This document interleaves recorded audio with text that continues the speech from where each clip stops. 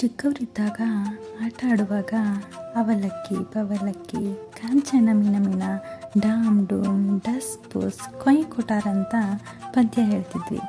ಅದರ ಅರ್ಥ ಏನಂತ ನಾನು ಅಜ್ಜಿಗೆ ಕೇಳಿದಾಗ ಅಜ್ಜಿ ಅದಕ್ಕೆ ಹೇಳಿದ್ರು, ಅದರ ಅರ್ಥ ಗೊತ್ತಿಲ್ವ ನಿನಗೆ, ಹೇಳ್ತೀನಿ ಕೇಳು ಅಂತ. ಈ ಹಾಡು ಭೂಮಿಯ ಮೇಲೆ ಮನುಷ್ಯನ ಜೀವನ ಘಟ್ಟಗಳನ್ನು ತಿಳಿಸುತ್ತದೆ ಅಂತೆ. ಅವಲಕ್ಕಿ ಅಂದರೆ ಮನುಷ್ಯನು ಬಾಲ್ಯದಲ್ಲಿ ಅವಲಕ್ಕಿ ತಿಂತಾನೆ. ಪವಲಕ್ಕಿ ಅಂದರೆ ದೊಡ್ಡವನಾದ್ಮೇಲೆ ಪಾವಕ್ಕಿ ತಿಂತಾನೆ. ಕಾಂಚನ ಅಂದರೆ ಯೌವನದಲ್ಲಿ ಕೆಲಸಕ್ಕೆ ಹೋದ್ಮೇಲೆ ಕೈಯಲ್ಲಿ ದುಡ್ಡು ಓಡಾಡ್ತಿರ್ತವೆ. ಮಿಣ ಮಿಣ ಅಂದರೆ ಕೆಲಸ ದುಡ್ಡು ಎಲ್ಲ ಇರುವಾಗ ಅವನ ಜೀವನದಲ್ಲಿ ಎಲ್ಲ ಮಿಣಮಿಣ ಅಂತ ಹೊಳಿತಿರ್ತದೆ. ಡಾಮ್ ಡೂಮ್ ಅಂದರೆ ವ್ಯಕ್ತಿಯ ಮದುವೆ ಧಾಮ್ ಧೂಮ್ ಅಂತ ಆಗ್ತದೆ. ಟಸ್ ಪುಸ್ ಅಂದರೆ ಮದುವೆ ಆದ ನಂತರ ವ್ಯಕ್ತಿಯ ಜೀವನದಲ್ಲಿ ಎಲ್ಲ ಟಸ್ ಪುಸ್ ಅಂತ ಖಾಲಿ ಆಗ್ತದೆ.